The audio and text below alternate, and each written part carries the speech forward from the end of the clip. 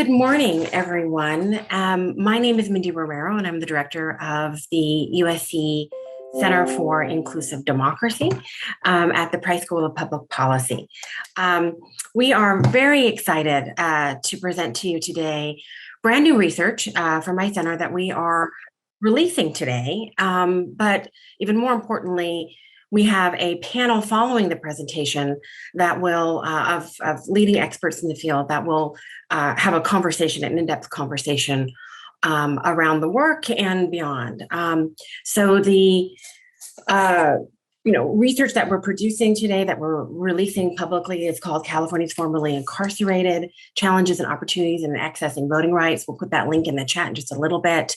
The webinar itself is a joint effort. It's sponsored, co-hosted by the California Black Power Network.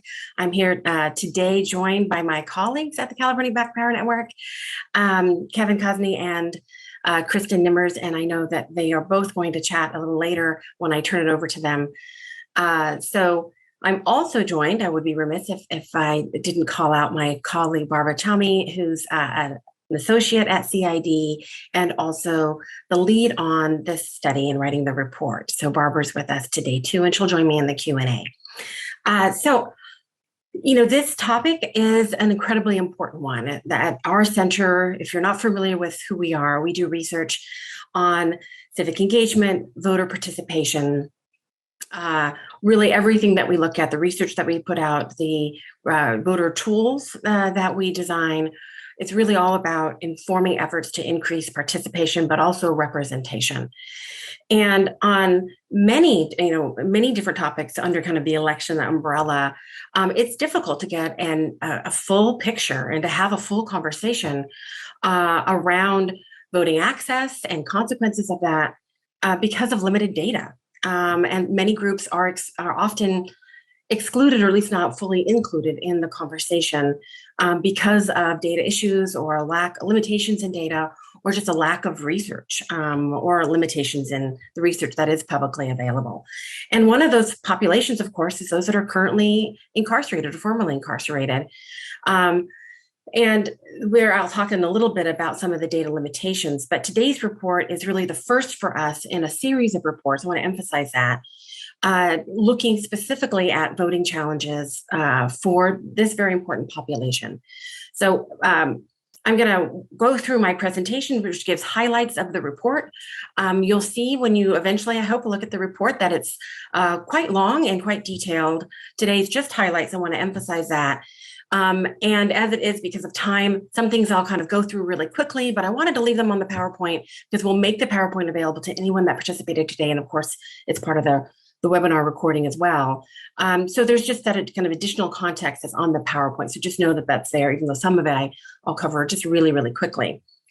All right, so I'm going to go ahead and jump in. As I mentioned, this is our amazing lineup today to hear from Kevin and Kristen after this presentation, and of course our panelists that hopefully many of you are aware of as well, but I'll let Kevin and Kristen introduce them. But of course, we want to thank in advance everyone that's participating today, of course, our partners, as I mentioned, but also the panelists. And also, very much so, everyone that participated in the study itself. As I talk about our methods, you'll see that the report would have been possible without the people that we interviewed and the focus groups that we conducted, and people giving us their very real and honest experiences around voting. All right, so this is the report itself. As I said, California's Formerly Incarcerated: Challenges and Opportunities in Accessing Voting Rights. Again, first in a series of reports, I've mentioned myself and Barbara as part of the team. And I also want to thank the Evelyn and Walter Haas Jr. Fund for making this report also possible in their generous support and funding of it. So the report addresses three main research questions. What are voting experiences of people who have been incarcerated or have a criminal conviction? How do people who are incarcerated, formerly incarcerated, or have a criminal conviction engage civically? And really, we've kind of tweaked that a little bit just to talk about their voting preferences, not who they vote for, but how and in what ways do they vote? Things like methods, right? Vote by mail, in person, that sort of thing. And then three, what is the experience of organizations addressing voter enfranchisement serving people who are incarcerated, formerly incarcerated, or have a criminal conviction. Again, I'm going to go through this quickly. We are recording it, but I want to make sure that we get to the voices of the people that we spoke with, which I think is most importantly, and then of course, very important, have a good chunk of time as we plan for our panel. So as I alluded to earlier, due to privacy concerns, the official voter file in the state of California does not include information on which voters have a criminal conviction. I think that's probably obvious. Why? Nor is public data. It's not available for the number of people in California jails that are voting. So there's also, partly very much so because of that, there's just limited research period on not only voter participation, but also things like voting method preferences and how groups of voters who are formerly incarcerated or currently incarcerated are informed, not only about their eligibility, but just informed about the electoral process.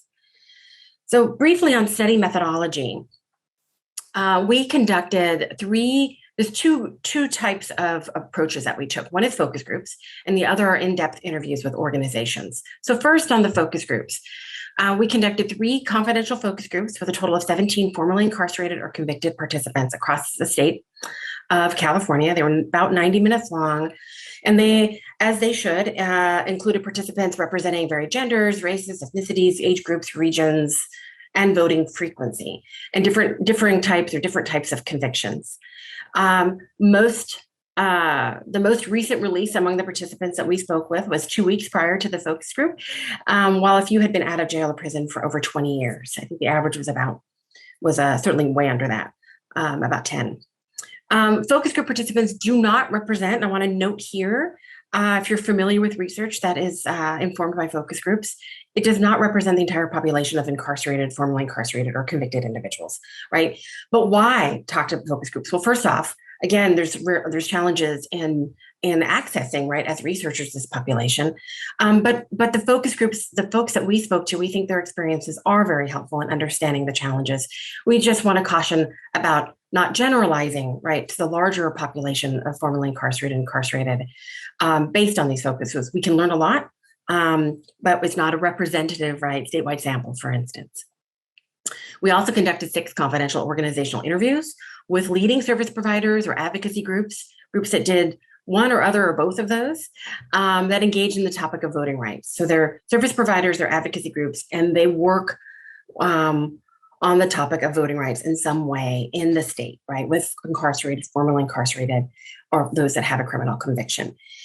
These are the 6 groups. For transparency purposes, we're identifying the six organizations that we spoke with, but the individual folks that we spoke with at those organizations, their names are confidential and their words are confidential, right? We don't cite any particular person. They're confidential interviews, just like the focus groups are also confidential. Background. So just really briefly here, we have a lot more about this, of course, in the report, and I imagine some of our panelists might talk about some of the history around voter disenfranchisement in our state as well. But just for those that may not be fully aware, of course, the U.S. has a long history of voter disenfranchisement. California embedded criminal disenfranchisement in its constitution in 1849 and only removed permanent voting restrictions for people who had felonies in 1974. For at least the last 20 years, efforts by advocacy groups and elected officials, there have been efforts to decrease mass incarceration in California. We know, of course, there's a significant history of how we've increased our mass incarceration, but we know that there's been a lot of advocacy work in recent decades around trying to decrease that. And in those conversations and in that work, several of the policies extended voting rights to Californians who did not previously have them. So first to those under certain community supervision programs, then to people serving their felony sentences in jails, and most recently through Proposition 17, which I'll talk about in a moment, to people on parole. And the pandemic also put pressure on policymakers to address overcrowding in prisons, which opened an opportunity, right, to also talk about disenfranchisement. And today, California's criminal legal system includes approximately, if you're wondering just how big it is, almost 450,000 residents that are either behind bars or serving their sentence under criminal supervision. Just a little bit here about the incarcerated population, and then we will move on. This includes those that are incarcerated in federal prisons, state prisons, local jails, right? All of these categories. In 2020, 123,000 is estimated to be currently in prison and have a felony conviction. That's a sentencing project, and we'll talk about now those that are legally disenfranchised or those that are currently in state or federal prison and have a felony conviction, because due to Proposition 17, people who are on parole are no longer disenfranchised. As of May 31st, 2022, California had about 44,000 residents on parole, all of whom now are eligible to vote in the midterms and beyond. I'm not going to give a lot of information about the populations because I want to get to the data. But of course, there are huge disparities, when we talk about representation by age, by race, by ethnicity, and there's some percentages there just looking at the parole population. And this pie chart just visualizes some of the numbers I gave a moment ago on California's incarcerated and community supervision population. Okay, so de facto disenfranchisement. So those convicted of a felony and currently incarcerated in prison still legally lose their right to vote. I just said that, right? But there are a greater number of individuals much greater number of individuals within the criminal legal system, either incarcerated in jails with a criminal conviction or serving their sentence under criminal supervision programs, right? A variety of categories there, but they continue to face de facto disenfranchisement due to informational or procedural barriers. And of course, this is for those that are also no longer incarcerated, formerly incarcerated. Again, in the report, we talk about Proposition 47, Proposition 57. I'll skip through that now, but I wanted you to have at least in the slides. And just to talk again about Prop 17, this was the ballot proposition in 2020, now already implemented. It changed the state's constitution, automatically restoring voting rights to nearly 50,000. I just gave you the current numbers, a little bit less than that, of people on parole. And really want to emphasize that this was really led by advocacy groups that believed those who completed their sentence and were living and working in communities deserve to have their voice represented. Now, let's talk about the focus groups and the perspectives of individuals that we talked with. So asking about their experiences, and I'm going to break this up into categories. So first, motivations for voting. The focus group participants that we spoke with talked to us about their motivations for voting and not voting. Across all the focus groups, they explained to us, that, main reasons for voting really centered around wanting to have their voice heard or wanting to be part of the change. Some mentioned that they used to believe that their vote didn't matter, with one person explaining, and for the most part, as we go through the slides now, the large quotes I've put into italics just to make it look a little easier to see. So yeah, the reason why I voted is because I just wanted to exercise that right, that I have to vote. And the first couple elections that I was eligible for, I really didn't think much of it until 2016, where I had my first vote, and I just wanted to be part of a change for our country. A few people, however, expressed that losing the right to vote made them more skeptical about voting. I wasn't allowed to vote for a little while. While I was in the slammer, but now I'm back in business again. I don't know if I want to vote.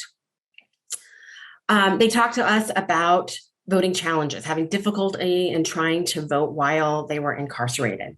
For those that were in county jail and didn't lose their right to vote, right, hopefully we've made that clear. They said that discussions of voting were strongly discouraged by their pods and among correctional officers and guards.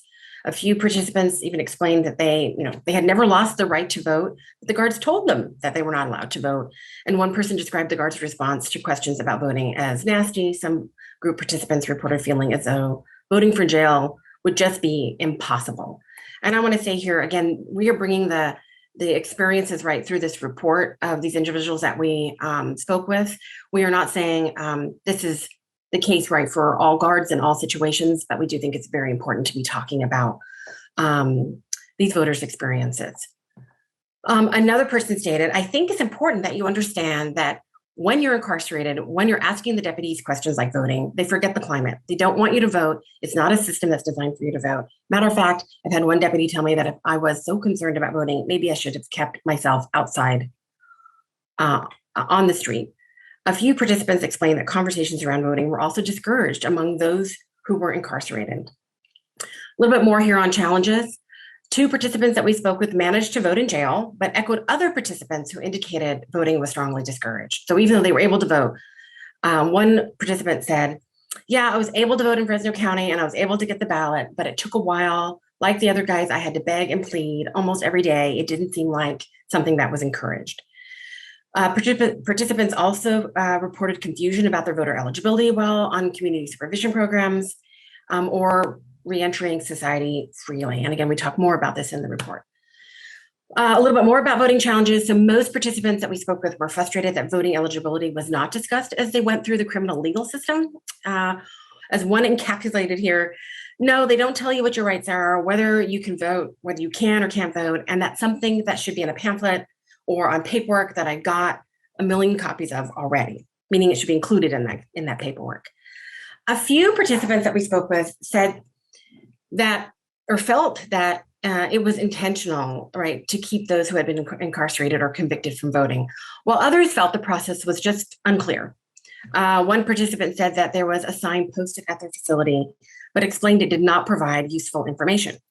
I saw something about it, voting, but they never gave you any very clear understanding towards it. And by the way, the quotes here have been minimally edited because we don't want to alter what people are saying, right? So sometimes as people talk, sentences don't always necessarily connect together like it's the case for all of us. So it said that there's a possibility that you could vote in the future, but they didn't say if you're on parole or if you're on probation. They didn't say specifically how many years later. It's not clear on anything.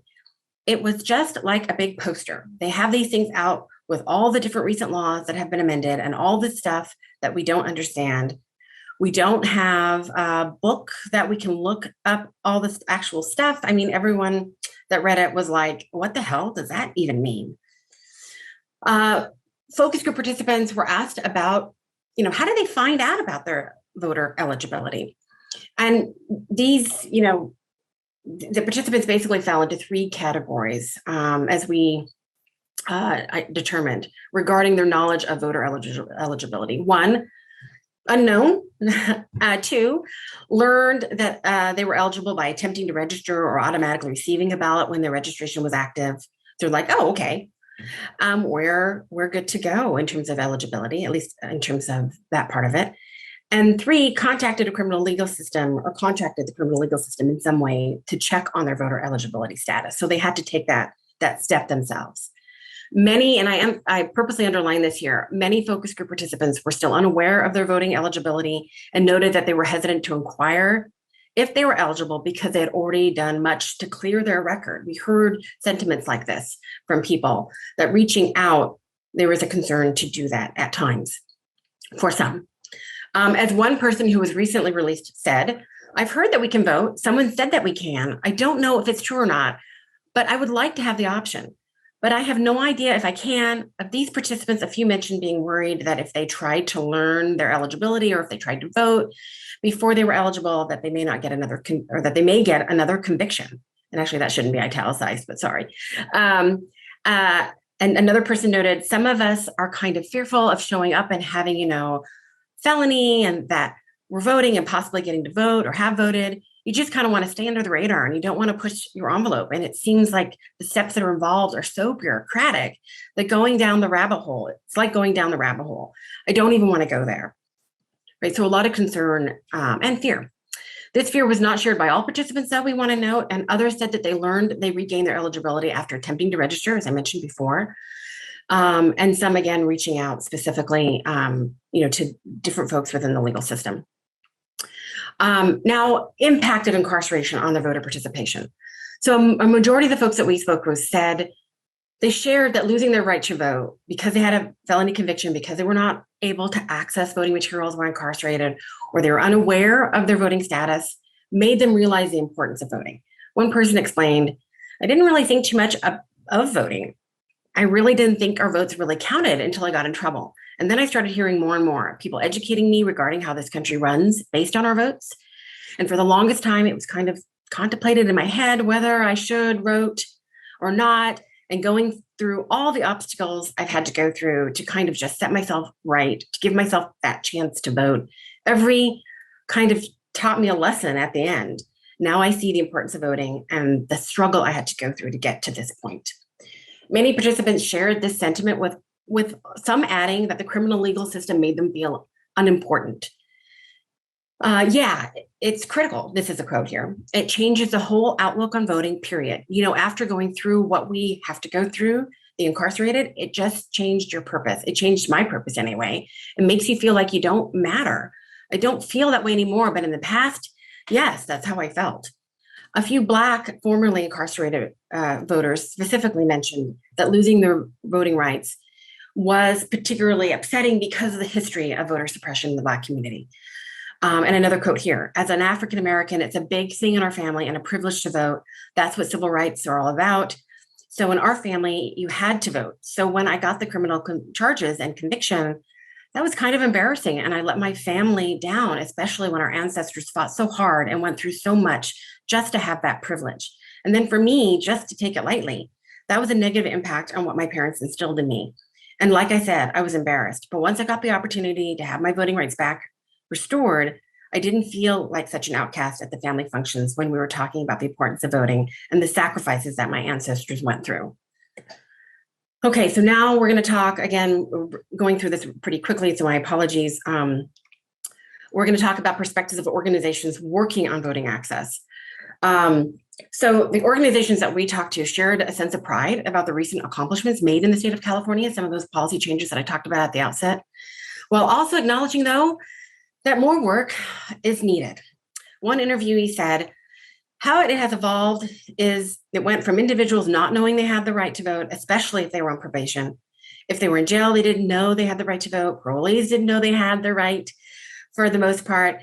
And so it's just an amazing time in California, just watching people go from being misinformed on the right to vote to being blocked from the right to vote to now being able to have all the information you need about your rights to vote. Specifically on Prop 17, many of the organizations that were, as I mentioned before, involved in efforts to pass Prop 17, but many of the organizations that we spoke with specifically were involved. And of course, with its implementation in 2021, the groups are now focused on combating outdated information on government websites and educating voters, basically making sure that it's implemented fully and people are understanding about this change. Some of the organizations shared frustration, though, that government websites, including county clerk web pages and the Department of Motor Vehicles voter registration page, had not been updated to indicate that people on parole were now eligible to vote. The organizations believe that if they were not urging government agencies to correct this information, that this voting bloc would continue to be disenfranchised. And I want to emphasize that organizations felt like they were the ones that had to do the work. As one interviewee explained, so it was just like a lot of misinformation and disinformation. The system was not educating folks on their right to vote. And I want to highlight that in the report, we have more around this topic. So please do look for that if you review the report. The organizations were exploring ways to reach, that roughly 50,000 people that had gained their rights under Prop 17. One interviewee said, I think the biggest challenge we have faced in the United States today is getting this new information out to the public or people, identifying where they are and informing them that they have the right to participate in small d democracy. As I mentioned before, interviews were pleased with their efforts to inform people on parole, but that they could vote. But one interviewee felt that right now the outreach efforts are minimal. And if we aim for the general election, we still have time, but we've lost the primary. Several groups reported that the education and engagement were now their top priorities for improving voting access. Many of the organizations mentioned grassroots-based strategies such as door knocking and neighborhood canvassing, and we have more in the report around this. I just want to highlight, I think it's a really interesting conversation around that. One organization explained it's not just a matter of saying, hey, you can vote, and here's how you register. There's a lot more to it than that because it's teaching a person to stand up straight, and take part in all of it. One organization explained that building relationships that they could overcome, that by building relationships, they could overcome hesitation and engage people who are formerly incarcerated or convicted, I should say who. A little bit here on voter engagement challenges. So organizations also discuss challenges of voter engagement, including, how to expand their networks, how to best engage strategies for formerly incarcerated and convicted people. A majority of the organizations mentioned the challenge of reaching this population and here's a quote, while you have organizations like mine, again, confidential, who do this work on the ground and are educating the people that we serve, there's still a large population of people who may never come into contact with the organization like ours that receive that information. So I think there's still a huge gap between the work that's being done and the information actually reaching people. Things are changing faster than people are getting the information, right? So highlighting that big gap. Another organization shared similar experiences, but also wanted to add opportunity. So this person that talked about making sure that people can still see. I think the challenges everybody is talking about right now is how do you get to these folks? How do you communicate with them? How do you get them registered to vote? How do you get them enthusiastic about democracy, given that democracy, for the most part, historically has been what has driven prison, mass criminalization, incarceration, the way people vote? How do you educate folks to help them to understand their vote does matter, right? Given all of that history. A little bit more here on organizational networks. So in order to reach formerly incarcerated convicted voters and influence policies, the organizations interviewed leveraged their networks of other advocacy and service providers. And one of the ways that they did this was by creating coalitions, working groups, other ongoing partnerships. So cross-sector collaboration was noted, right, that it allows them to expand the network because other organizations will send out that information in their newsletters right away to kind of reach more people. Again, we have more on this in the report. I do want to make sure that I'm talking about this element here as well, though. So several advocacy groups noted they would collaborate with statewide organizations who were supportive with their networks or influence. One group explained their relationship in more detail. I love working with national organizations, right, statewide organizations, because they always get some lawyers, they can, they can explain, why the ballot proposition or why there's a bill. It's helpful to have these relationships who can break down more of the legality around certain issues. So they're saying here that other organizations, statewide or national, that have the resources, right, to bring to the table. The interviewee went on to talk about how this organization has also had capacity to do a public records request, and items like that are very important. A few organizations mentioned how statewide advocacy organizations serve as bridge builders, right? Helping them connect, helping them to get meetings and access to information that had previously been denied. With sheriffs or jails. And I want to talk about one experience here that we heard from. So one group explained how a larger organization brought them into the conversation with a local sheriff. And now they're working on video between the people who are in jail and people that look like the people that are in jail. But also we're going to show, that everyone in jail will be able to see that on the, see that video on how to vote, who's eligible to vote, how to get a voter registration card, what happens if your ballot doesn't come. So really a positive experience. But another interviewer expressed frustration around not having the same leverage as the larger organizations. They described their strategy as the following. Grassroots organizations that represent the people are mostly impacted, partnering with organizations that represent the decision makers or are more in line with the decision makers has been my best strategy. Basically, white women opening the door for me. And I want to emphasize that, again, they expressed frustration, though, appreciation, but also frustration in that.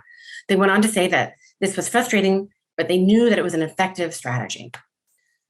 And here, a little bit here on organizations influencing government. So those that we spoke with also described ways in which they would influence government entities that help them to reach more people, access data, influence policy, in addition to the influence that the organizations had on correcting outdated information, right, related to Proposition 17. One interview also worked with government agencies to spread awareness that voting rights had been restored. And again, we have more on the report on this, some specific quotes that I think are really helpful.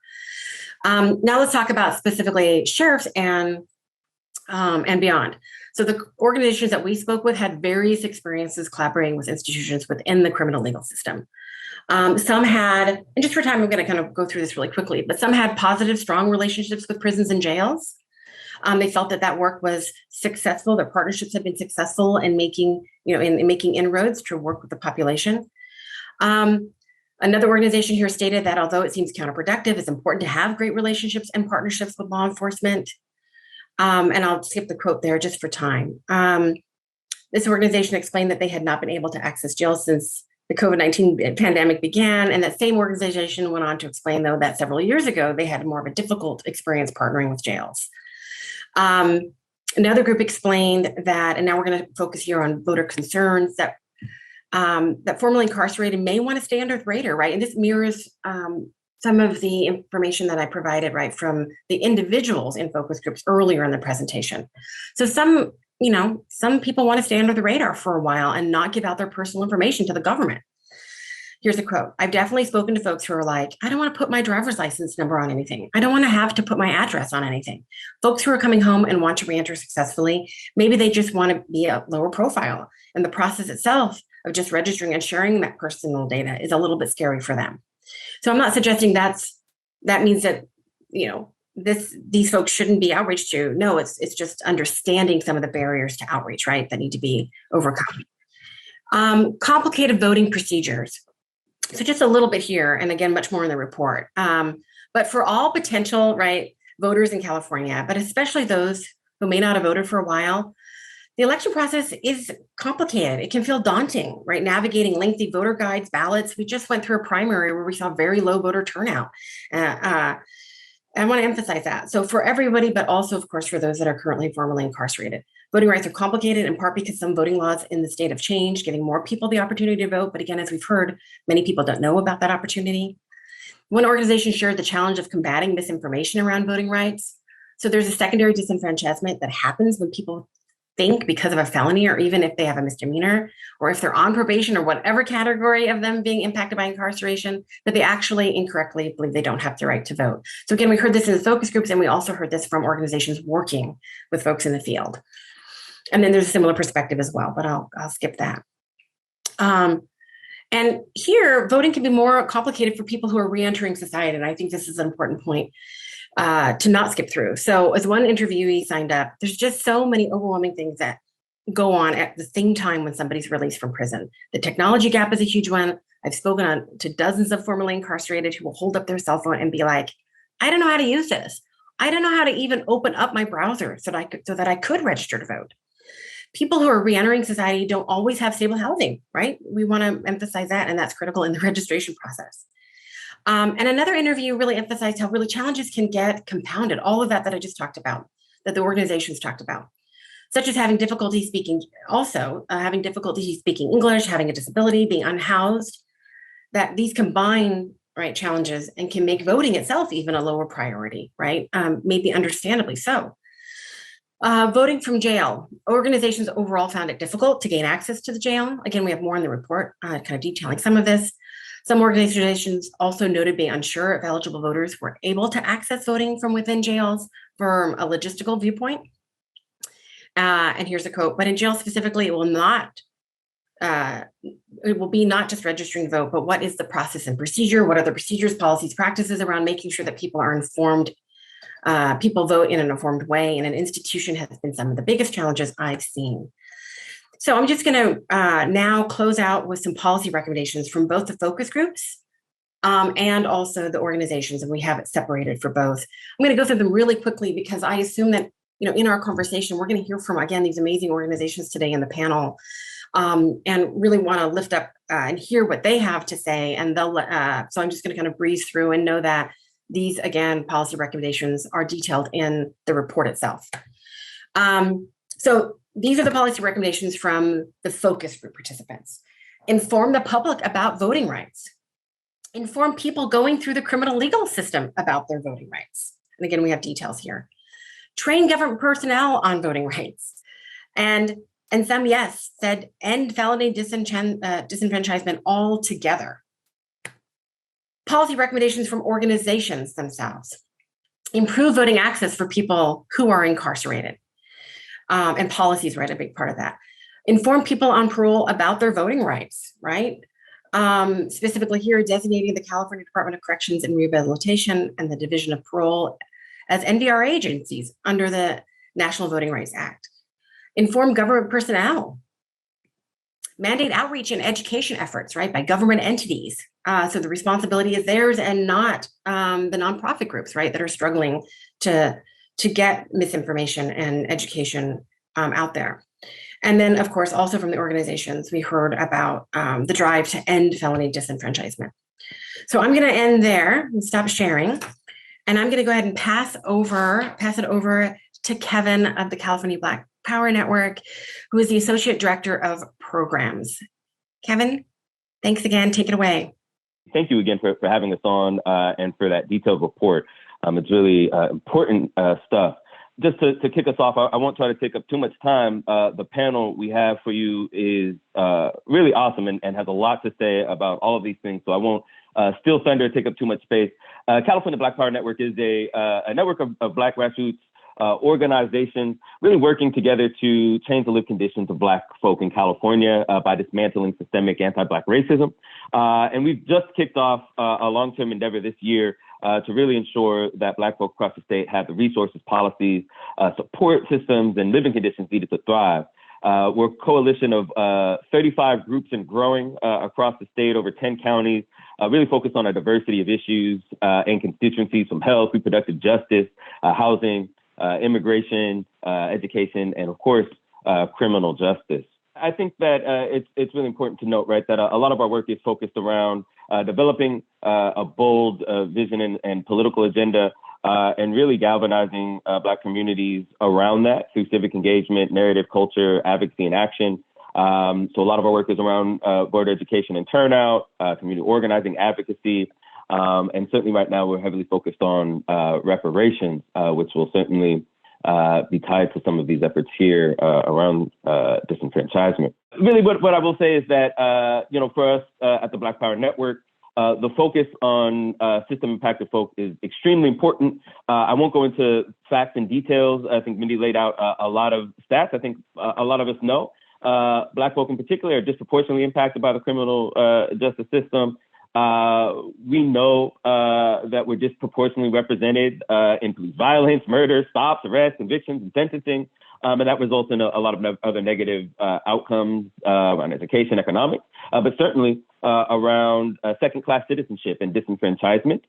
We know that there's certainly a role that the prison industrial complex has played in maintaining those power dynamics in suppression, exploitation, and again, second-class citizenship and really disenfranchising folk from participating in the democratic process.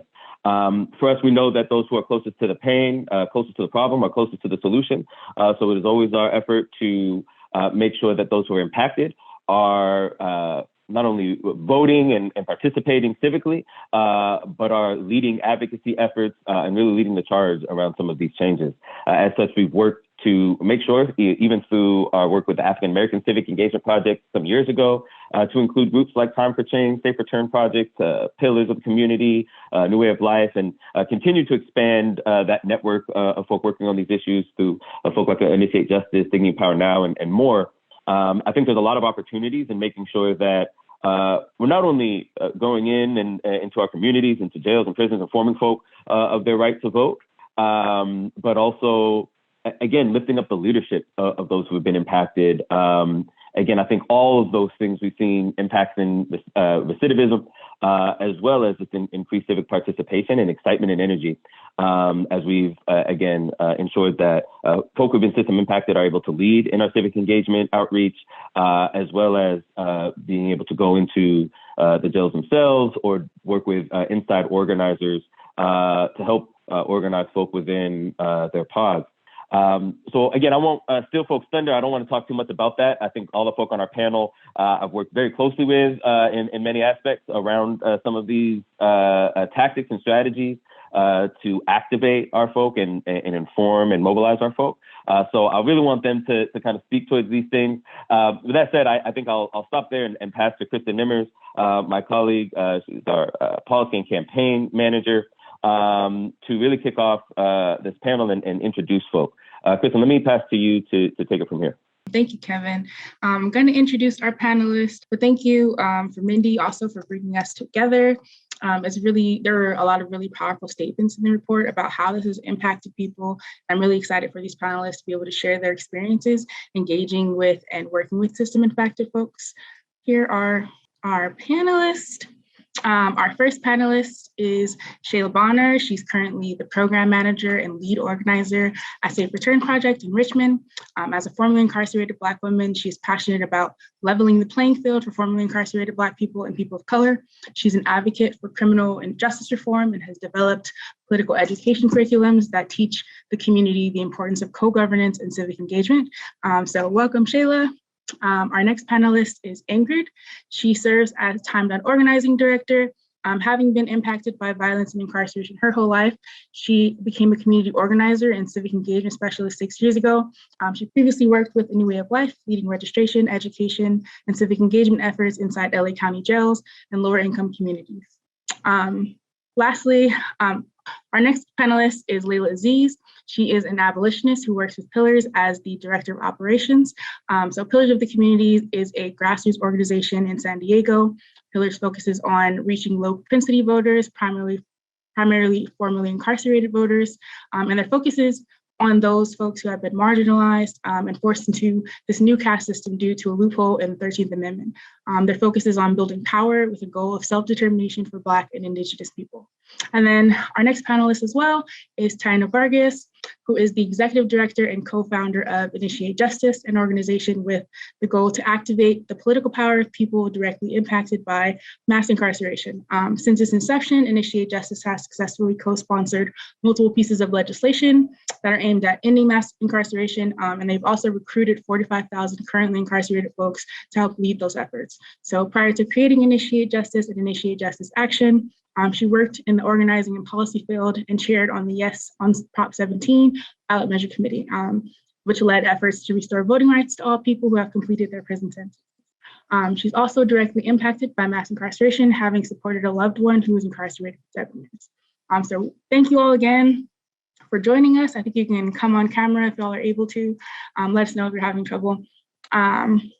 I first wanted to give you all an opportunity to tell us all a little bit about your organization, your base, and the work that you do to motivate voters to participate in elections, and what unique strategies you've used to engage your base. So I see Chala, I'll pass it to you first. Thank you, and thank you so much for inviting me to be on this panel. It's definitely interesting to hear the report and all the information that was gathered. So Safe Return Project is a nonprofit organization that whose mission is to end mass incarceration. And we do this through policy advocacy, leadership development.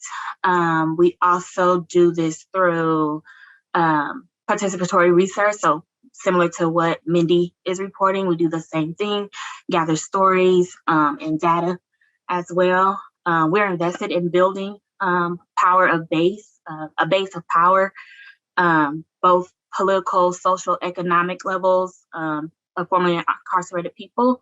And, our base pretty much includes formerly incarcerated people, at-risk youth, people who are living in poverty and low-income areas. And I think that's pretty much it, unless you want me to add more.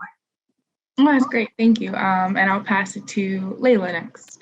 Thank you for having me. My name is Layla Aziz. I'm with Pillars of the Community. Our strongest work and our most focused work is around gang work. And so we look at local and state policy around racist gang laws, from documentation to sentencing enhancements. We do research. We use public records. We use narratives and storytelling, and that's primarily our base. Along with that are formerly incarcerated folks. And we do a lot of community building.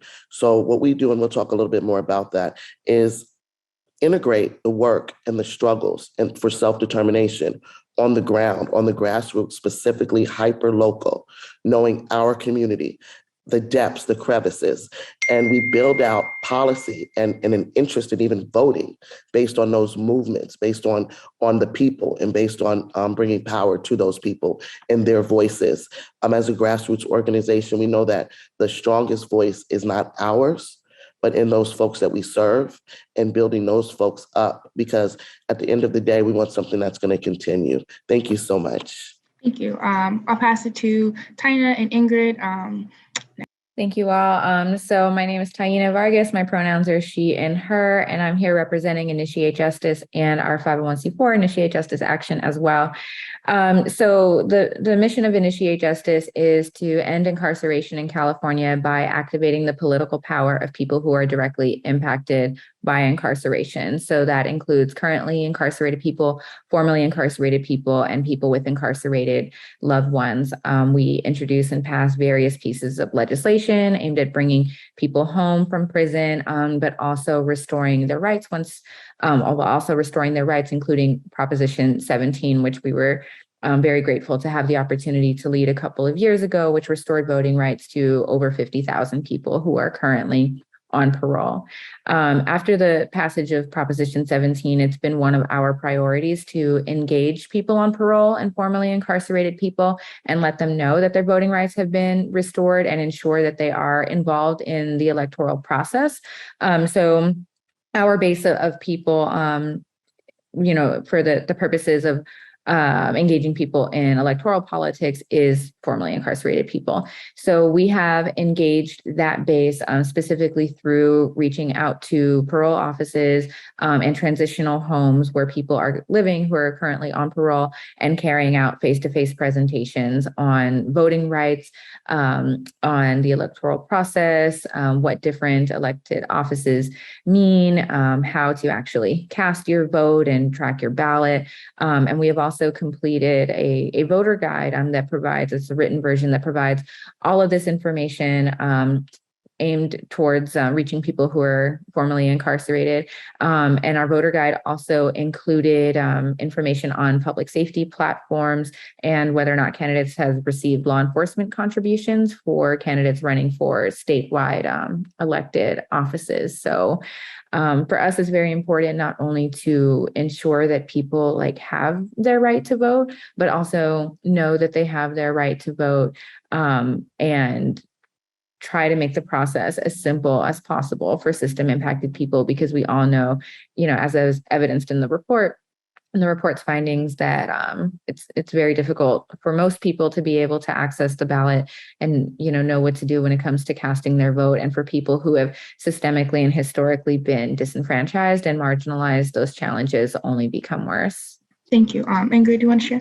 Hi, everybody. My name is Ingrid Archie, and I'm the organizing director for Time Done, which is a project of California for Safety and Justice, which is a statewide organization. And that's a program of Alliance for Safety and Justice, which is the national program. Our base is primarily people who are crime survivors, different forms of violence, and also people who have been impacted by the criminal justice system in and out.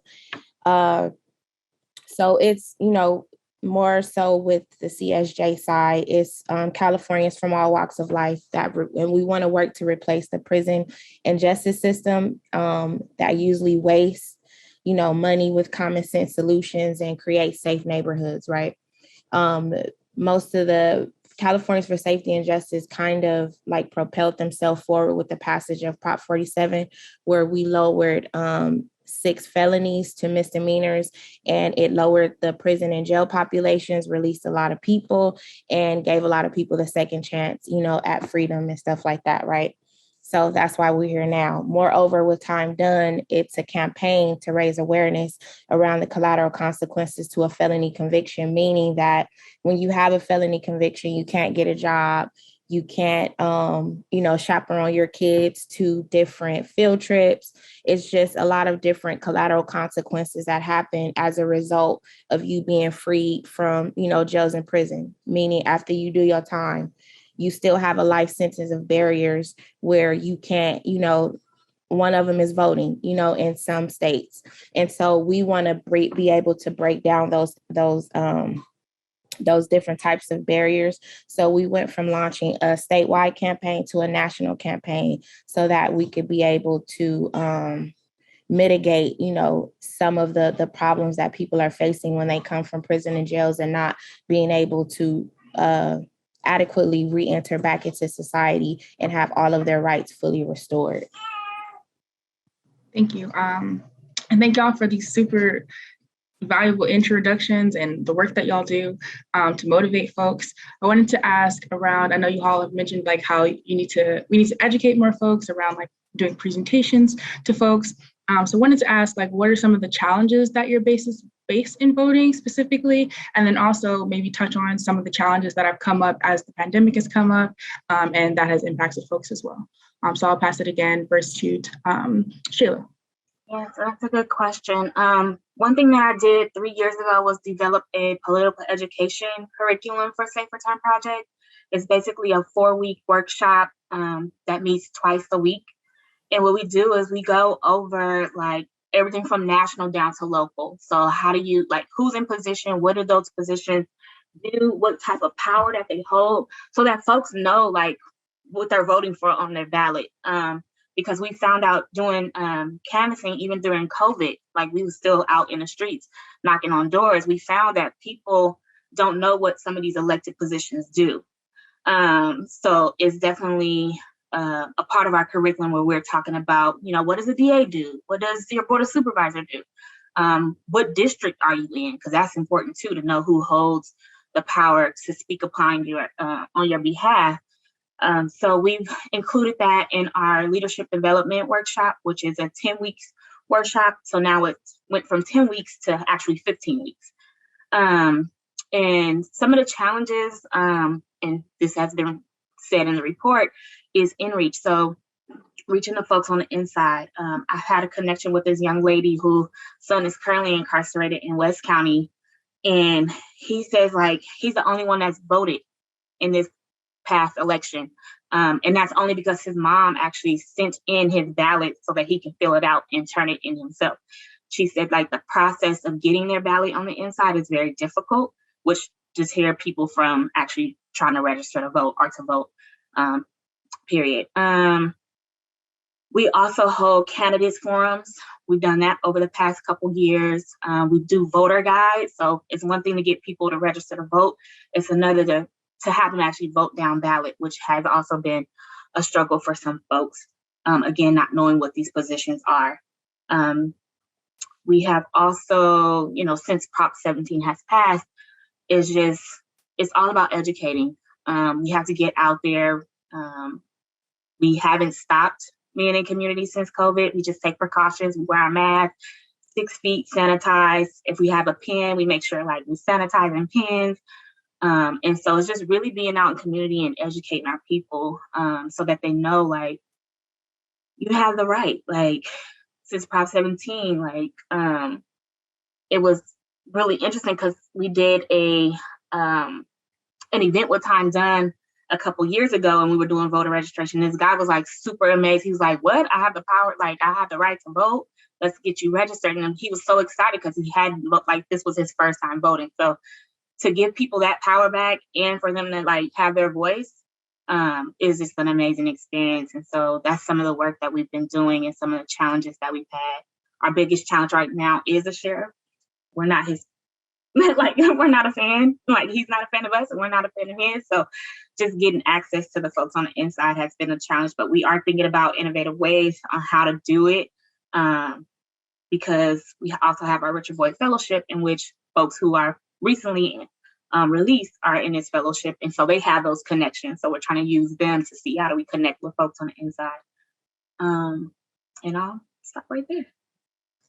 Thank you. I think that definitely will continue to hear how important it is to like have this education for folks and like the information sharing that we really need to do for formerly incarcerated folks and just system impacted folks generally. And I want to pass it maybe to Ingrid because I know that you've done InReach similarly as well, and maybe you have some ideas around those challenges as well.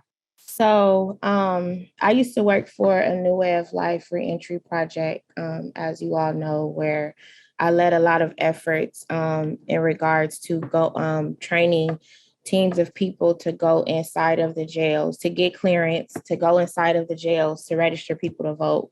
The biggest barrier that we faced was the sheriff's department. What we had to do, because a New Way of Life also has a litigation team, is we sued the sheriffs because people in jail have the right to vote. And we sued them basically saying that they were restricting people basically creating a barrier to people being able to vote, and they had the right to vote, and that it was unlawful for them to do that. And luckily we won, and we were able to get people cleared, and get them to come out and clear people and do a lot of the training so that we could send teams to go register people to vote. This got the attention of just a lot of different organizations, and also where they send their votes to. I can't think right now because I can't remember where the votes go. My mind is blanking, but they wrote a report. We registered, they gave us 2 weeks before it was time to vote in the primaries. I think it was either 2016 or 17, and we registered over 900 people. And out of the 900 people, 548 voted.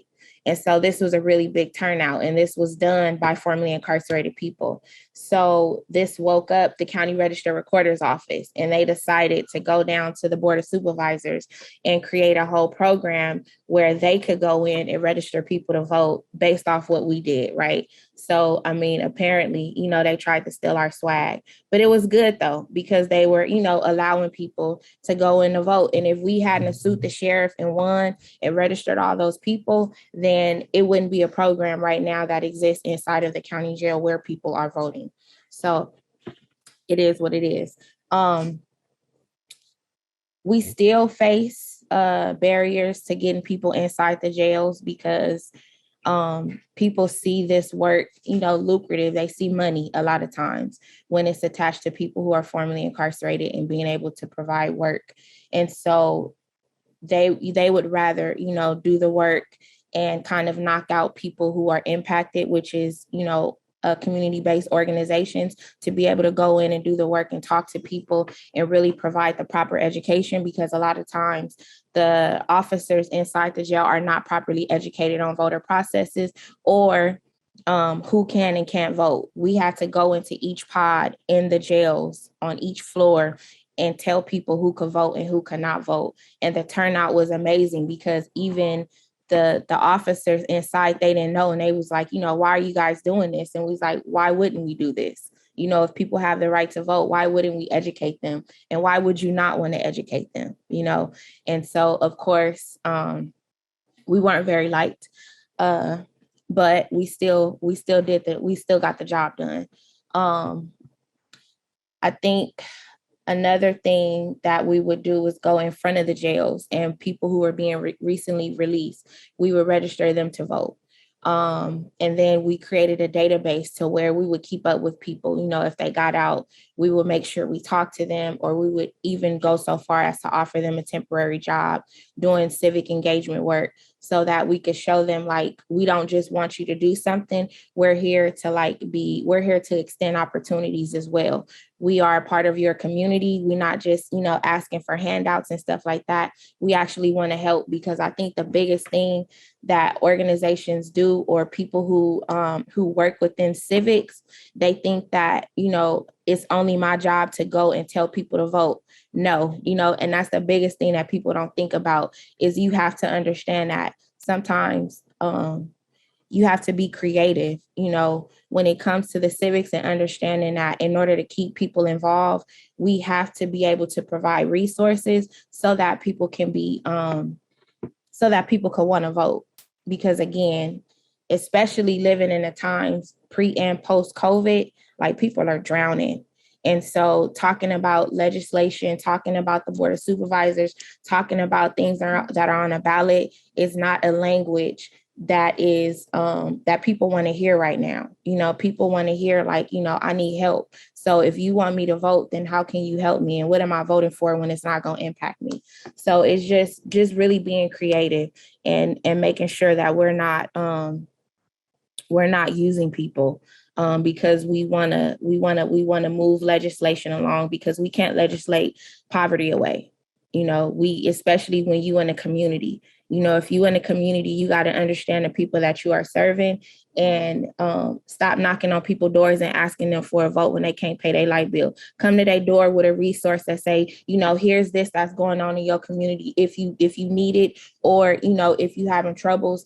And by the way, we have this going on, this, that, and the third. Come with something before, and not just think that, people owe you the right to try to sign a ballot when, people hungry.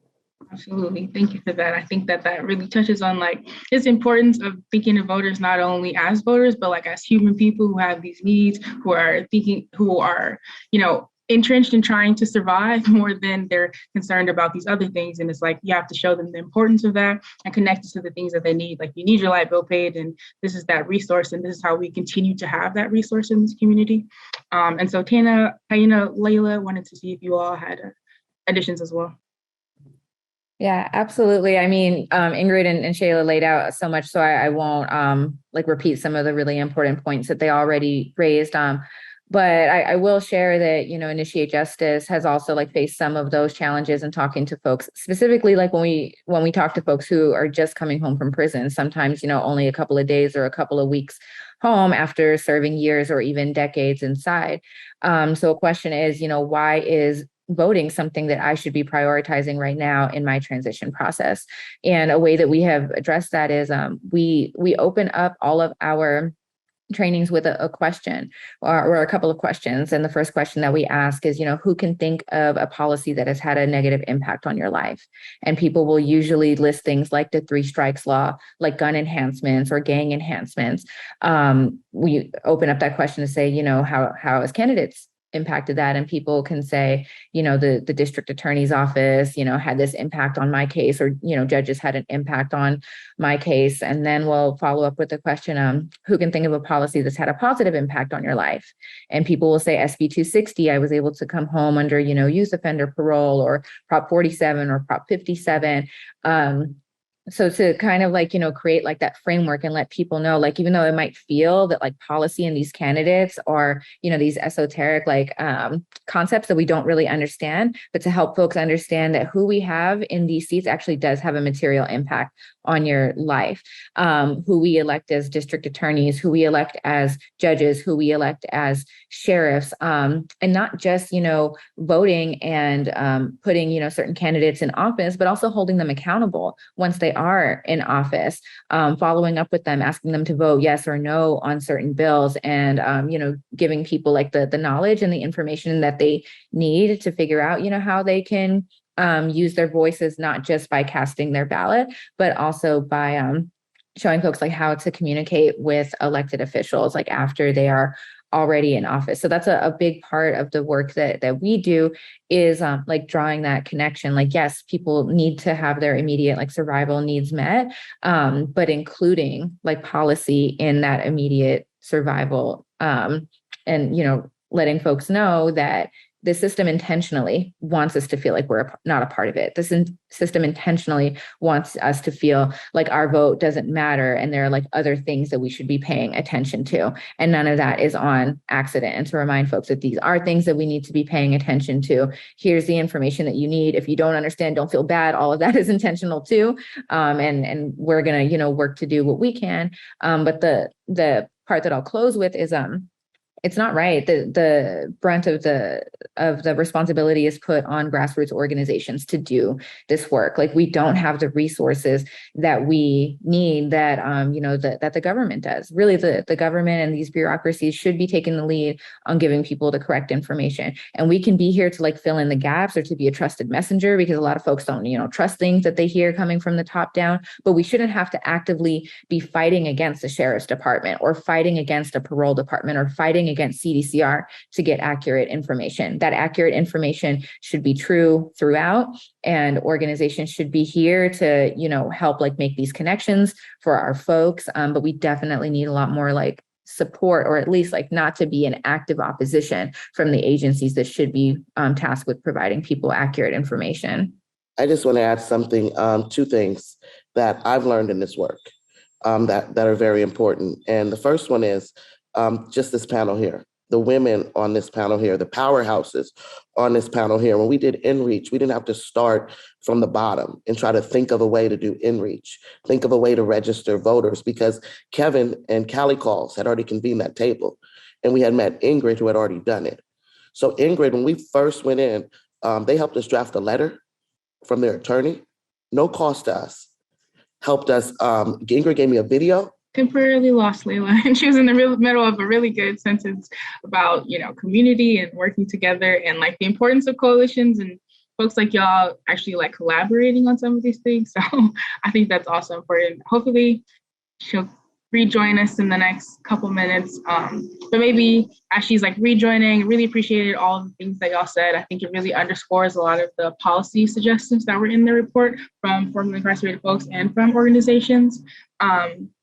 Wanted to see what advice or how have you all mitigated and navigated some of these challenges? Like I know Ingrid mentioned lawsuits against the Sheriff's Department and how that helped folks to get in. Also wondering, and then I know other folks mentioned like connecting it to the current issues that folks that are going on in folks' lives, as far as like what policies have positively or negatively impacted you. So wondering what other strategies folks might want to lift as far as like navigating or mitigating those challenges. And I'll pass to Layla first because I know we just lost you in the middle of a good word.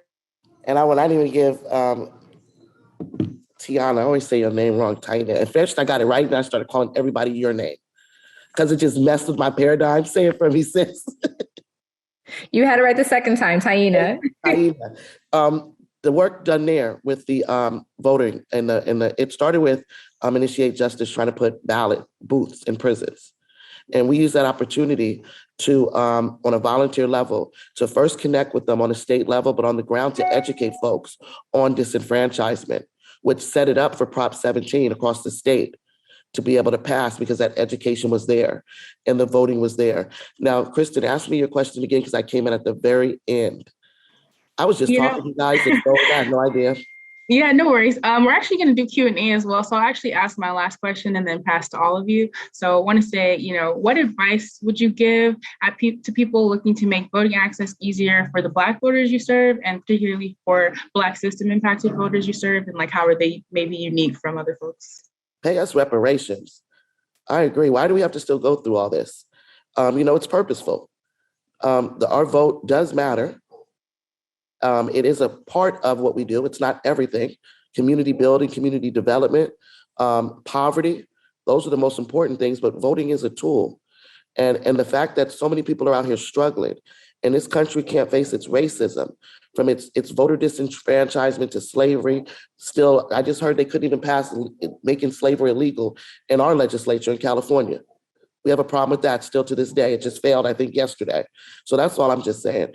Black folks are not coming to save us. We have to save ourselves. And we have to do that through unity, through building, through accountability and trust, and most of all, love. Kristen, what's the question again? Advice you give for making voting access easier for Black voters as well as Black system impacted voters. So before I went on pregnancy leave a few months ago, we launched at Time Done an economic empowerment platform where we are providing workshops on building your credit, workshops on finding employment in your states, workshops just on financial literacy, and also providing those resources so that people could take advantage of having the opportunity to gain upward mobility, in regards to just changing like where they are as far as their finances and being able to take care of their families. And then from there, once we help people first, and then the people that we are helping, we activate them by, asking them second, have you registered to vote? Do you know where your districts are? Do you know who's in your district? What are the things that are plaguing your community that you want to change? And then training them second on how to make those changes, the process of a bill, again, where district's offices are, who plays a part, who does what, who they can call, who they can talk to, storytelling training, so that when they want to go talk to their legislators, that they know how to do it in a way that can promote change and policy changes for their community, right? So first, the approach is to help.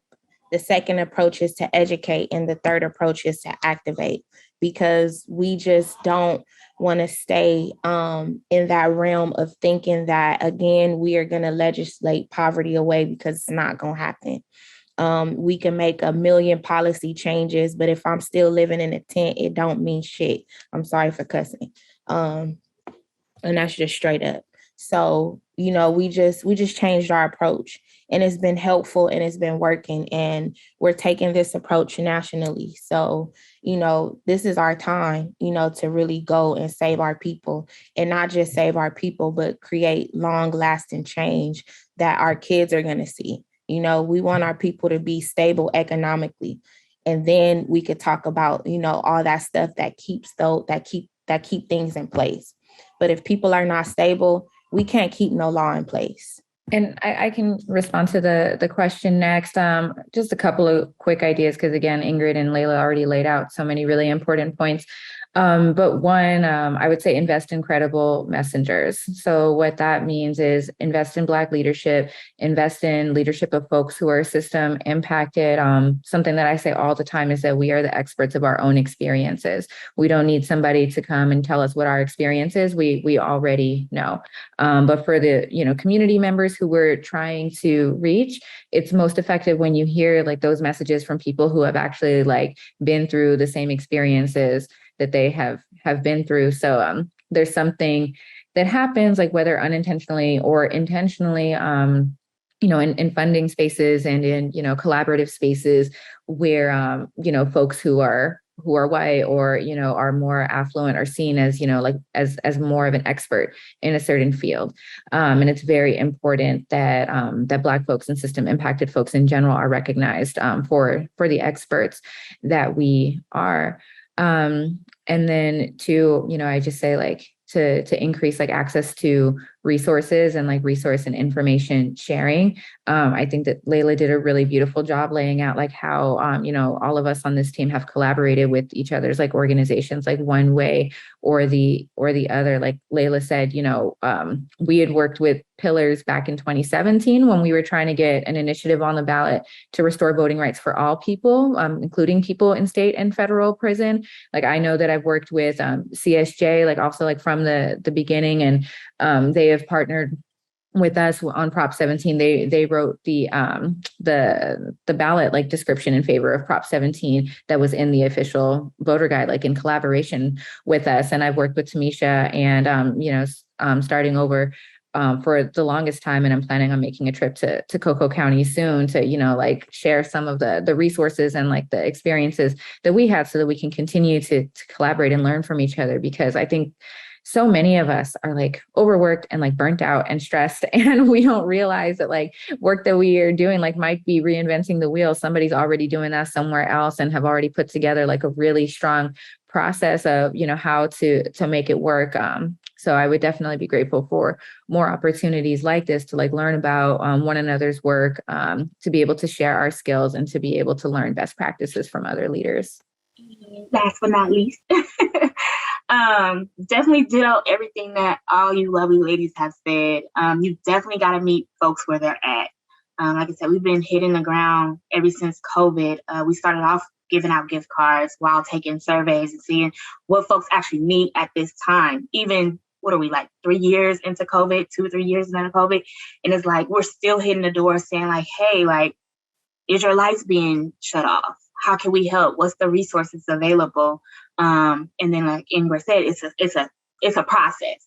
You got to get them what they need. You got to see what else is coming up, and then you got to get them activated. So aside from that, I also think like just hearing from what Mindy has said in the report about, guards not knowing the voting rights of folks inside, not wanting to answer questions, like that's a barrier that we have to like tear down. Like folks need to know what they're able to do. And then I'm taking your idea, Ingrid, being outside of the prison or the jail when folks are being released, to let them know, one, first, have that resource available. We have a resource guide that we're actually trying to get inside so that folks, when we are coming out, they know to like hit us up or hit up the Reentry Success Center or Rubicon or whatever the case may be, so that they can get on their feet first.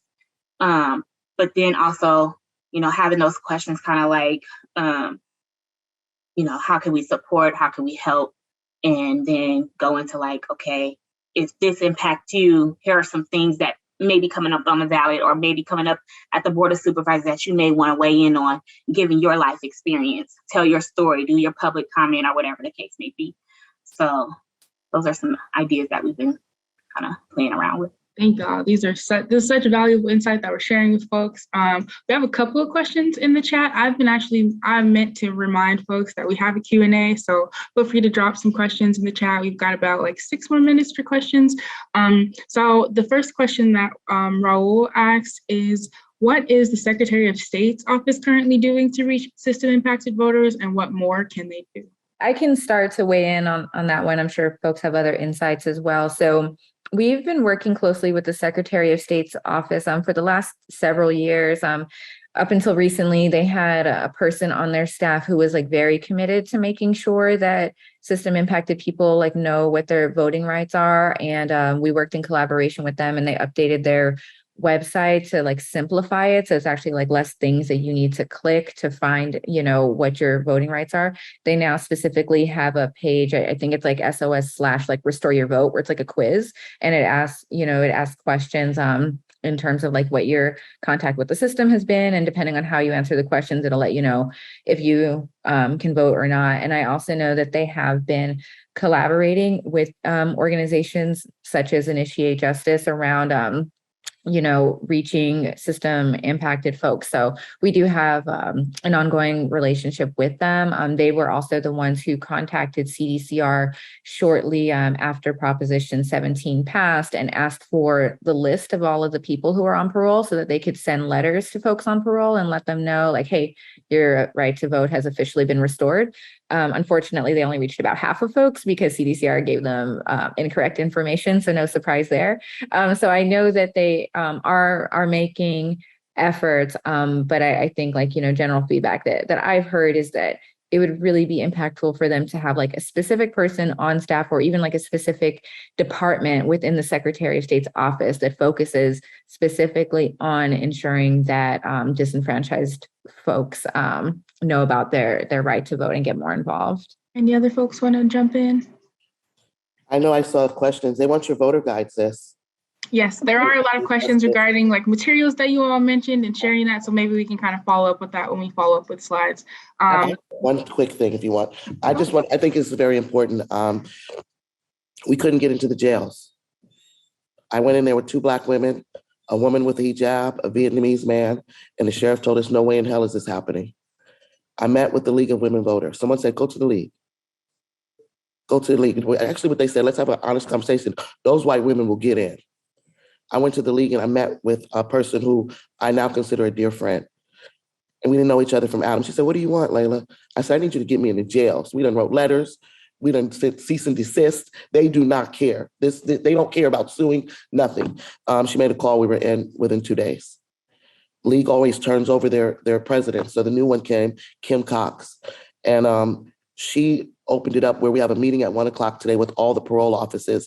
And I saw there's a member of the League on here that Kim went and she somehow got it where they're going to use our flyer. We were able to make the flyer pillars, but we couldn't get the access.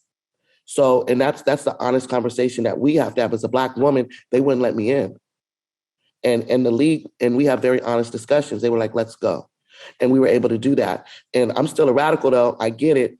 But on the other hand, we hired people in jail, paid them $17, $18 an hour with the support of Callie Calls, with the support of Kevin. And we were able to do what we like to do because it's hard pill to swallow to know you don't have access because of different reasons. And I'm okay with that. But on the other hand, I'm still going to go this way too.